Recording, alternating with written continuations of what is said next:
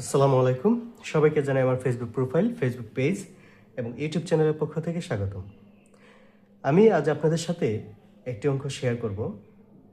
অঙ্কটি বর্গক্ষেত্র এবং বৃত্ত এর সমন্বিত একটি অঙ্ক। দেরি না করে শুরু করতে যাচ্ছি আজকের মূল পর্বটি।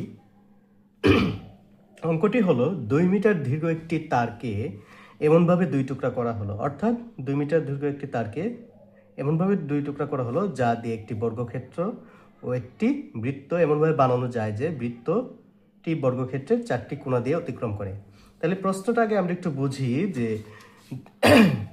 এই হলো একটি তার, এই তারের দৈর্ঘ্য হলো 2 মিটার। এই একই তার দিয়ে, মনে করি এই তার, আমার কলমটি হলো তার, এই তারটি দিয়ে আমি একটি বৃত্ত বানাবো এবং একটি বর্গক্ষেত্র বানাবো। যদি আমার এতটুকু অংশ বর্গক্ষেত্র বানাতে লাগে তাহলে অবশ্যই তার বাকি অংশটুকু বৃত্ত বানাতে প্রয়োজন পড়বে। তাহলে তারের একটি অংশ দিয়ে বৃত্ত এবং আরেকটি অংশ দিয়ে বর্গক্ষেত্র বানালাম এবং আমাকে শর্ত কি দিল যে বৃত্তটি বর্গক্ষেত্রে 4টি কোণা দিয়ে অতিক্রম করে। তাহলে বিষয়টি এমন দাঁড়ালো যে এই হলো আমার বর্গক্ষেত্র, বৃত্তটি 4টি কোণা দিয়ে স্পর্শ করবে। তাহলে এরূপ বৃত্তকে বলা হয় আবার পরিবৃত্ত। এই বৃত্তকে বলা হচ্ছে পরিবৃত্ত। তাহলে দেখা যাচ্ছে বর্গক্ষেত্রটি 4টি কোণা দিয়ে বৃত্তটি অতিক্রম করেছে। এখন এই অঙ্কটি করতে আমাদের যা যা প্রয়োজন পড়বে আমরা একটু আদ্যপন্ত যদি একটু দেখি। বৃত্ত কেন্দ্র থেকে সমদূরত্ব বজায় রেখে অপর আরেকটি বৃত্ত যদি তার চারপাশ দিয়ে ঘুরে আবদ্ধ করে তাহলে তাকে কি বলে? বৃত্ত। চতুর্ভুজ হলো 4টি বাহু সরলরেখা দ্বারা আবদ্ধ ক্ষেত্রকে চতুর্ভুজ বলে। এখন বৃত্তের ক্ষেত্রে এই পুরো অংশটিকে বলা হচ্ছে পরিধি। বৃত্তের কেন্দ্র এটি হলে কেন্দ্র থেকে বৃত্তের পরিধি পর্যন্তকে বলা হচ্ছে ব্যাসার্ধ আর কেন্দ্রগামী এক বিন্দু থেকে অপর বিন্দুতে, মানে বৃত্তের এক বিন্দু থেকে অপর বিন্দুতে কেন্দ্রগামী হলে সেটাকে বলা হচ্ছে ব্যাস হলো 2r, মানে ব্যাসার্ধের দ্বিগুণ। কেন্দ্রগামী ছাড়া কিন্তু বৃত্তের এক প্রান্ত থেকে অপর প্রান্ত সেটি হলো কি? যে। তাহলে আমাদের এই বৃত্তের ক্ষেত্রফল আমরা জানি πr², এগুলো হলো আমাদের সূত্র। আর পরিধি হলো 2πr যে, যেটা আমরা অন্যভাবে বের করব। আর ব্যাস হলো 2r আর ব্যাসার্ধ হলো r। বর্গক্ষেত্রের ক্ষেত্রে আমরা জানি যে এক বাহুর দৈর্ঘ্য জানা থাকলে সেই বর্গক্ষেত্রে আমরা ক্ষেত্রফল বের করতে পারি। বর্গক্ষেত্রের ক্ষেত্রফল হলো a², আর পরিসীমা হলো 4a। ক্ষেত্রফল a², পরিসীমা হলো 4a। এখন আমাদের এখানে এটি হলো কর্ণ। তাহলে আমরা একটু খেয়াল করে দেখি, এখানে আমাদের কোনো মান দেওয়া নাই, শুধু বলা আছে যে 2 মিটার একটি তার দেওয়া আছে, ওই তার থেকে বৃত্ত এবং বৃত্তের ভিতরে বর্গক্ষেত্র থাকবে এবং এটির ব্যাসার্ধ বার করার জন্য। তাহলে অবশ্যই আমাদেরকে পরিসীমা নিয়ে কাজ করতে হবে।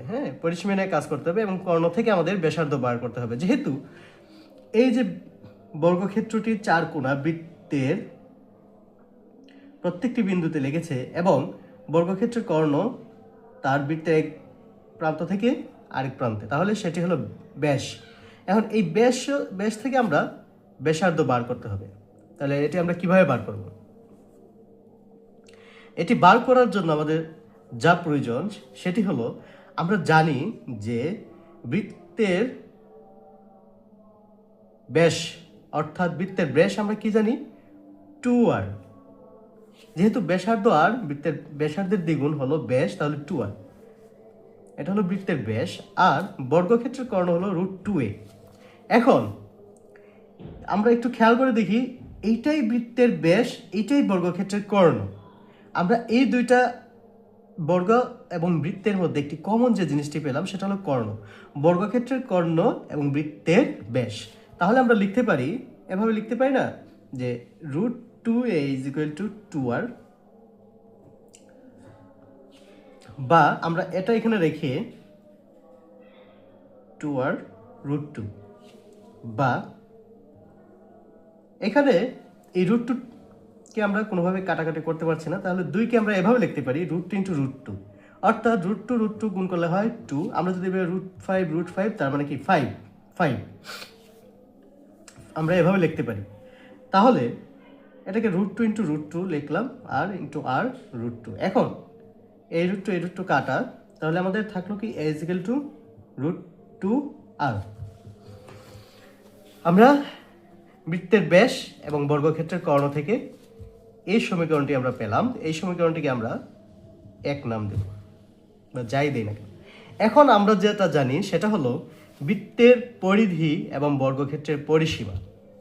আমরা জানি বর্গক্ষেত্রের পরিসীমা 4a এবং বৃত্তের পরিধি হলো 2πr। এটিকে আমরা এভাবে লিখতে পারি 2πr যোগ 4a ইজ ইকুয়াল টু, আমরা এই পুরো জিনিসটাই বানানো হয়েছে 2 মিটার তার দ্বারা, মানে 2 মিটার তার দ্বারা। এই 2 মিটার তার আমরা যদি একটু মিটার থেকে একটু সেন্টিমিটারে নেই, আমরা জানি 100 সেন্টিমিটার সমান 1 মিটার, তাহলে 2 মিটার সমান 200 সেন্টিমিটার।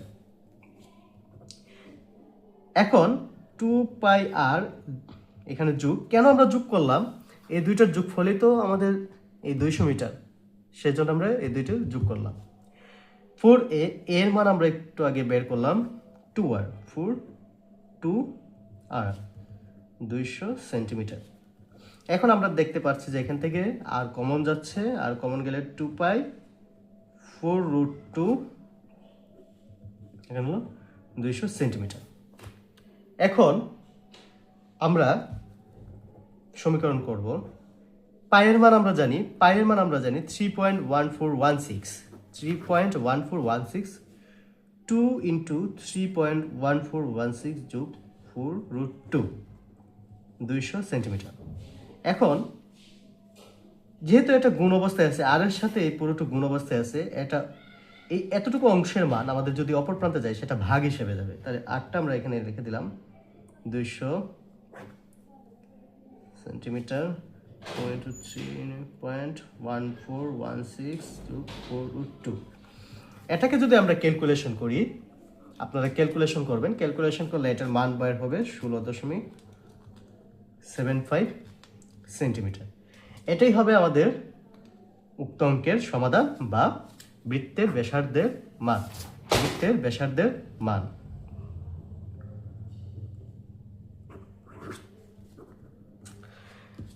দেখেন আপনারা অঙ্কটি বুঝতে পেরেছেন কিনা। আমি আবারও বলছি যে 2 মিটার তারকে এমনভাবে 2 টুকরা করা হলো, ওই একই তার দিয়ে বৃত্ত এবং বর্গক্ষেত্র বানানো হলো। এমনকি বর্গক্ষেত্রের 4 বৃত্তটি মানে তার আবদ্ধ হয়ে থাকে, আর এ ধরনের বৃত্তকে বলা হয় আমরা জানি পরিবৃত্ত।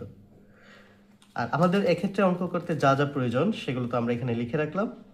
বৃত্তের ক্ষেত্রফল আমরা জানি πr², পরিধি 2, বর্গক্ষেত্রের ক্ষেত্রফল a², পরিসীমা 4a। কেন এখানে পরিসীমা নিলাম?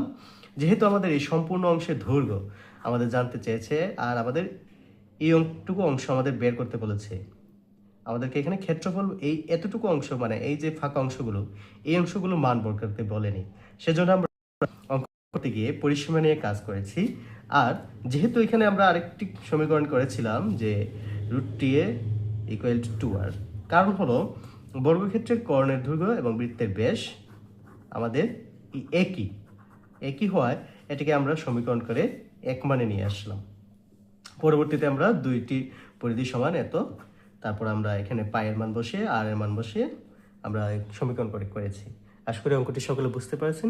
সবাই ভালো থাকবেন, সুস্থ থাকবেন। আজ এ পর্যন্তই।